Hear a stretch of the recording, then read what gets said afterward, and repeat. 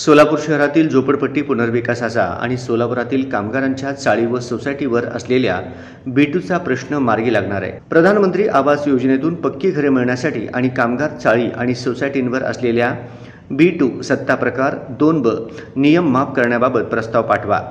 शासन स्तरावर याबाबत सकारात्मक निर्णय घेऊ अशी सूचना महसूल मंत्री चंद्रशेखर बावनकुळे यांनी आमदार देवेंद्र कोठे यांना केली।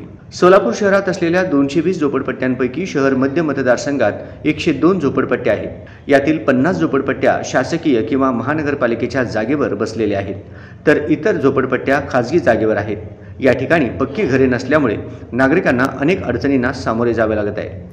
एप्रिल महिन्यात बाबू जगजीवनराम झोपडपट्टीमध्ये दुर्घटना घडल्यामुळे शालेय विद्यार्थिनींना प्राणास मुखावे लागले होते।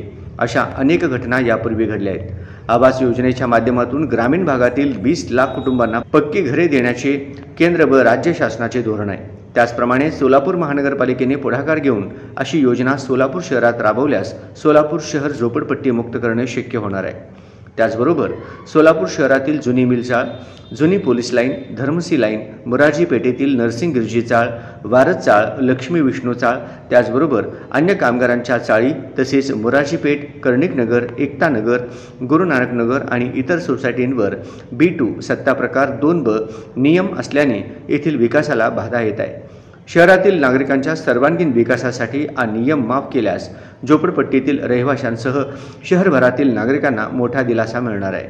त्याकरिता सोलापूरसाठी हा नियम माफ व्हावा अशी मागणी आमदार देवेंद्र कोठे यांनी महसूल मंत्री चंद्रशेखर बावनकुळे यांच्याकडे निवेदनाद्वारे केली।